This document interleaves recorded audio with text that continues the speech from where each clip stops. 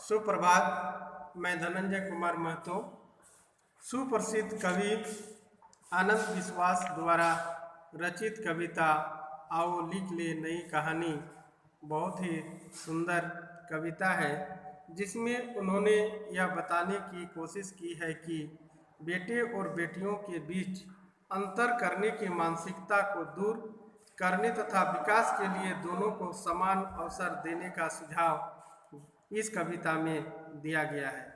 कवि का संदेश है कि जब दोनों शिक्षित होंगे, बेटा और बेटी, तभी परिवार, समाज और राष्ट्र का विकास संभव है।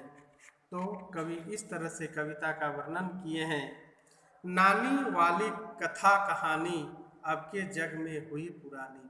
पहले लोग नानी से कहानी सुनते थे और बेटियों को घर के कामकाजों में ही व्यस्त रखते थे, जिस कारण समाज के एक ही वर्ग शिक्षित हो पाते थे। लेकिन अब समय बदल चुका है। अब नानी वाली कहानी पुरानी हो चुकी है। बेटी युग के नए दौर की आओ लिख ले नई कहानी। अब बेटियां घर के कामकाजों में ही व्यस्त नहीं रहती है, बल्कि लिखाई पढ़ाई और समाज के अन्य कामों में भी समान भागीदारी निभा रही है। बेटी युग में बेटा बेटी सभी पढ़ेंगे, सभी बढ़ेंगे। खोला दिल ले नेक इरादे, खुद अपना इतिहास गढ़ेंगे। पहले गांव ग्रामीण क्षेत्र की लड़कियां खतरा और डर के मारे पढ़ने लिखने के लिए नहीं जाती थी। आज सभी लड़कियां अपने मन से भय को दूर कर अपनी इरादे नेक और वह साहसी होकर पढ़ने के लिए शहर आते हैं और पढ़ लिख कर जो वह सक्षम हो रहे हैं। देश पढ़ेगा देश बढ़ेगा, यानी कि समाज में रह रहे बेटा बेटी दोनों पढ़ेंगे तभी देश की उन्नति संभव है। दौड़ेगी अब तरुण जवानी, नानी वाली कथा पुरानी, अब जग में हुई पुरानी।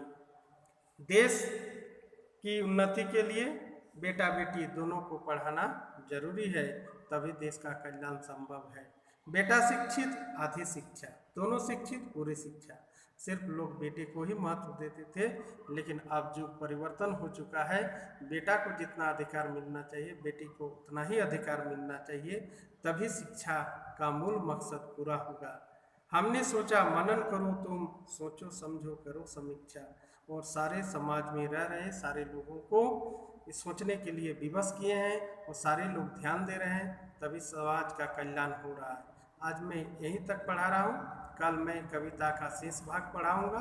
धन्यवाद।